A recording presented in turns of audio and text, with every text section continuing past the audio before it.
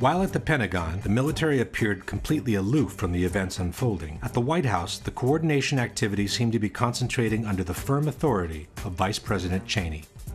In fact, the so-called NORAD tapes have revealed that the White House had ground-to-air missiles of their own. Hello there, Washington approach.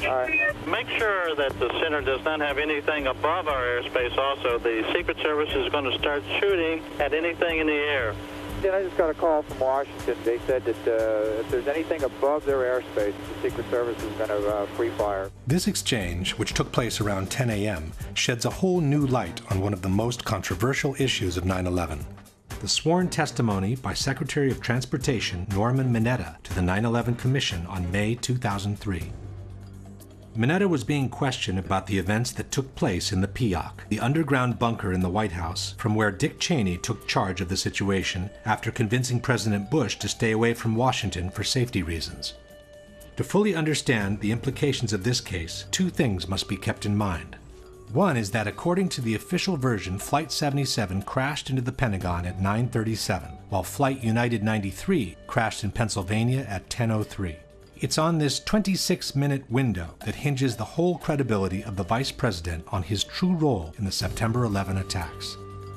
The second thing to keep in mind is that the order to shoot down civilian airliners came from the President through the Vice President only after the Pentagon had been hit. When the third plane hit the Pentagon, the magnitude of the attacks grew dramatically. We didn't know if there were other planes that had been hijacked. So the first decision I made on Air Force One was to give our Air Force orders to shoot down commercial aircraft that did not respond. This means that any order given before the Pentagon was hit could not have been a shoot-down order. However, as Chairman Hamilton was inquiring about the shoot-down order, something unexpected emerged from Mineta on the plane that hit the Pentagon. And we had that order given, I think it was by the President, that authorized the shooting down of commercial aircraft that were suspected to be controlled by terrorists. Were you there when that order was given? No, I was not. I was made aware of it during the time that the airplane coming in to the Pentagon, there was a young man who would come in and say to the Vice President, the plane is 50 miles out, the plane is 30 miles out. And when it got down to the plane is 10 miles out, the young man also said to the Vice President, do the orders still stand? And the Vice President turned and whipped his neck around and said, of course the orders still stand. Have you heard anything to the contrary? Well, at the time I didn't know what all that meant. And the flight you're referring to is the flight that came into the Pentagon. Yeah. Mineta's deposition posed a major problem. Since the shoot-down order was given only after the Pentagon was hit, Cheney's order sounded very much like one not to shoot down the plane. Hamilton immediately suggested that what Mineta had witnessed was also a shoot-down order. Let me see if I understand. The plane that was headed toward the Pentagon and was some miles away, there was an order to shoot that plane down. Well, I don't know that specifically. Commissioner Romer picked up where Hamilton left off.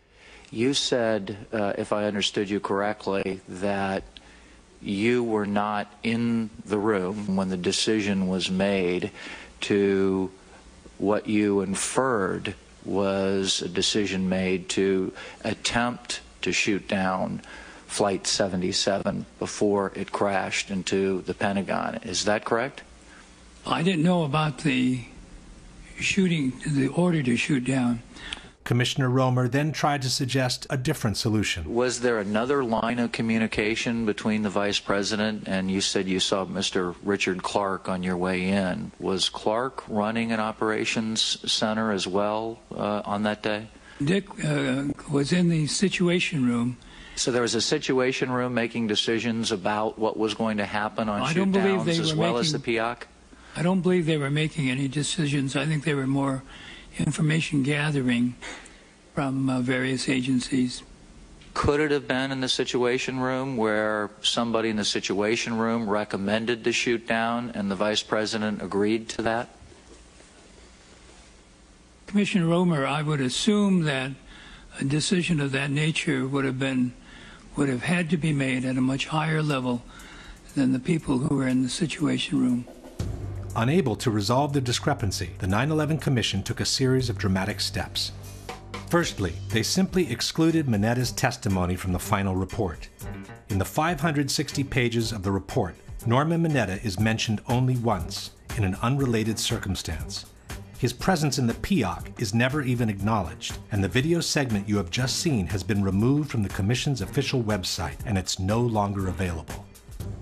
Secondly, the 9/11 Commission moved Dick Cheney's arrival in the PIOC to after the Pentagon had been hit. From the final report we read, the Vice President entered the underground tunnel leading to the shelter at 9:37, which is the same time the Pentagon was hit. The Commission stated that Dick Cheney remained in the tunnel for more than 20 minutes trying to complete a call to the President, and that he only entered the PIOC at 9:58. Why would the Vice President spend more than 20 minutes in a tunnel trying to make a phone call when the PIOC is fully equipped with all kinds of telephones has never been explained. As a third step, the Commission moved the exchange with the young man to after 10 o'clock and rewrote it in order to reconcile it with the official version. From the final report we read, at some time between 10:10 and 10:15, a military aide told the Vice President and others that the aircraft was 80 miles out. Vice President Cheney was asked for authority to engage the aircraft. The military aide returned a few minutes later and said the aircraft was 60 miles out. He again asked for authorization to engage. The Vice President again said yes. In summary, the window of time Mineta described as during the time of the plane coming into the Pentagon had become 10:10 to 10:15 in the Commission report. The 50 miles out reference by Mineta had become 80 and 60 miles out in the report. The 30 miles out and 10 miles out mentions by Mineta were removed, and the unspecified order by Dick Cheney to the young man had become a straightforward shoot-down order. And now that the episode had been moved to after 10 o'clock, the Commission could maintain that the exchange Mineta had witnessed was referring to Flight 93 when the shoot-down order was already in place, and not to the flight that hit the Pentagon. There was only one problem with this version of the events. Norman Mineta had to be terribly confused in his recollections, as he could not have been with the Vice President in the PIOC at the time the Pentagon was hit.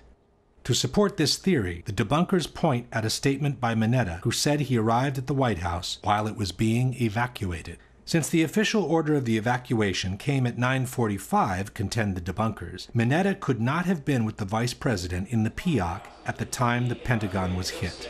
Stavano evacuando la Casa Bianca quando ci sono arrivato. Quindi questa informazione ci permette di localizzare cronologicamente il momento in cui Mineta è entrato alla Casa Bianca. But in the same deposition, Mineta also stated that he arrived at the PIOC at about 9:20 a.m. So it's presumable that he was referring to the people that had already started leaving the White House before the official order of evacuation was given. In fact, at 9:52, CNN reported that a slow evacuation of the White House had started some 30 minutes earlier, much before the official order was given. Furthermore, a Secret Service timeline compiled by the 9/11 Commission staff shows that the 30 miles out and 10 miles out calls came at 9:31 and 9:34 respectively. This clearly places the exchange Mineta witnessed before 9:37. At the same time, the main problem with placing Cheney's removal from his office at 9:37 is Dick Cheney himself. On September 16, 5 days after the events, Cheney stated on Meet the Press that he was taken into the bunker shortly after the second tower was hit, which happened at 9:03. So we turned on the television and watched for a few minutes and then actually saw the second plane hit the World Trade Center. I talked with the president while I was there over the next several minutes watching developments on television, and as we started to get organized to figure out what to do, my Secret Service agents came in, and they hoisted me up and moved me very rapidly down the hallway, down some stairs, through some doors, and down some more stairs into an underground facility. And they did that because they'd received a report that an airplane was headed for the White House. There are also several highly credible testimonies that place Dick Cheney's removal from his office shortly after 9:03. ABC News quoted White House photographer David Borer saying that just after 9 a.m., Vice President Dick Cheney was in his West Wing office when 2 or 3 agents came in and told him, "Sir, you have to come with us." Agents came inside the office and said, "Sir, you have to come with us." The New York Times reported the same story. At 9:03 a.m., as Vice President Cheney was staring at the TV screen, the second hijacked airliner exploded against the Twin Towers. At that moment, the Secret Service grabbed him and hurried him down to Peoc. Richard Clarke, in his book Against All Enemies, wrote that soon after the second tower was hit, Cheney began to gather up his papers. "As I left, I counted 8 Secret Service agents ready to move to the Peoc." President Bush's secretary, Ashley Estes, stated, "As the second plane hit, it didn't really click exactly what happened. Then I heard a noise, like a body bumping a door. I looked out into a hallway and saw the vice president with the Secret Service. They had kind of lifted him up and were running with him. At that point, it definitely registered what it was." Former Undersecretary of Defense Eric Edelman testified, "I was already down in the Peoc with the vice president when we got word there had been an explosion at the Pentagon." And even after 10 years, Dick Cheney has not changed his story one bit. As we watched, we saw the second plane strike, and then we knew it was a terrorist attack. Then my Secret Service agent, lead agent, came bursting through the door of my office and said, "Sir, we have to leave now." While all these testimonies clearly placed Dick Cheney in the Peoc by the time the Pentagon was hit, the 9/11 Commission has admitted that the 9:37 entry time by Dick Cheney in the tunnel was based on alarm data which is no longer retrievable. And, most important of all, Mineta himself recalls being with the vice president by the time the Pentagon was hit. So then someone came in and said, "Mr. Vice President, there's been an explosion at the Pentagon." In the course of time, Secretary Mineta has never changed his story, repeatedly confirming both the location and the timing of the event. And then all of a sudden, as I was talking to him, he said, I lost the bogey, lost the target. I said, "Well, where is it?" He said, "Well, somewhere between Roslyn and National Airport." And about that time, someone broke into the conversation. Said, "Mr. Secretary, we just had a confirmation from a Arlington County police officer saying that he saw an American Airlines plane go into the Pentagon." That the exchange Mineta witnessed was referring to the plane that hit the Pentagon should be beyond doubt at this point. But we still don't know what was the order given by Dick Cheney to the young military, whose name turned out to be Douglas Cochran. In 2010, some researchers tracked down Mr. Cochran and asked him to clarify what the orders by Dick Cheney were. Mr. Cochran confirmed being the person involved in the exchange, but declined to elaborate. He simply stated that everything that happened on that day has been well documented. The 9/11 Commission report is the authoritative narrative on the events of 9/11. I have nothing to add. In fact, it turns out that in 2004, the 9/11 Commission did interview Douglas Cochran, military aide to the Vice President, on the inbound aircraft and on the shoot-down language used. But his interview has been withdrawn from public access, and to this day, it remains classified. While we wait for that document to be declassified, we can piece together the information we already have. 1. The sky over Washington is Class Bravo, restricted airspace. It's called Prohibited Area 56. In order to enter it, an airplane must have clearance from air traffic controllers, active two-way radio communications, and its transponder must be on. Otherwise, it's to be considered hostile and it could be shot down. 2. As explained by former Secretary of Defense Caspar Weinberger, in a time of crisis, the Washington airspace goes into an actual lockdown. You would do what is being done, and that is closing off the entire airspace so that you, in effect, the whole Washington area is a no-fly zone, so that any planes that can't identify themselves and get into that are to be shot down. 3. The White House had ground-to-air missiles of their own. Hello there, Washington approach. Make sure that the center does not have anything above our airspace also. The Secret Service is going to start shooting at anything in the air. 4. As the unknown airplane was approaching the protected airspace, it had no clearance from air traffic controllers, no radio communications active, and the transponder was off. He said, "We're tracking an airplane coming in, but the transponder has been turned off. So we don't have any identification on the airplane, We know it's coming in fast. A representation of the FAA radar scope based on information obtained by 2020 shows the plane headed straight for what is known as P-56, Prohibited Airspace 56, which covers the White House and the Capitol, at a speed of about 500 miles an hour, with no radio contact whatsoever. It would be unprecedented for a commercial plane to come screaming through your airspace at that kind of speed, unidentified, without making some type of communication. This made it a perfect candidate for a shoot-down, especially after 2 towers in New York had already been hit by an airplane.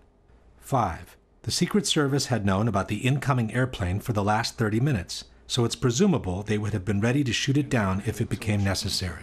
One of them approximately 30 minutes out, one of them approximately 45 minutes out. So we knew we had some time, but little time. Our supervisor picked up our line to the White House and started relaying to them the information. We have an unidentified, very fast-moving aircraft inbound toward your vicinity. Despite all this, no one moved a finger as the unknown threat kept rushing towards the Capitol. Someone came in and said to the vice president, there's a plane out about 50 miles out. As the one nearest us got closer and closer, 6 minutes out, 5 minutes out. The same person said to the vice president, Mr. Vice President, there's a plane 30 miles out. The Washington controllers came up on the speakerphone. They started counting down 10 miles to the White House. The young man said, Mr. Vice President, the plane's 10 miles out. Do the orders still stand? And the vice president sort of whipped his head around and said, of course they do. 9 miles from the White House, 8 miles to the White House. 7 miles west, and it went 6, 5, 4. All the way down to 1 mile from the White House. But no missile was fired. Undisturbed, the plane turned around and went on to strike the Pentagon, causing the death of at least 125 people between military and civilians on the ground. Question. The Secret Service knew about the incoming plane for the last 30 minutes, was following it on radar, had the means to shoot it down, and should have done so in order to protect the Capitol, but they didn't. Why? In regards to the exchange between Cheney and the young man, can you suggest anything different from an order not to shoot down the plane as it was approaching Washington's protected airspace?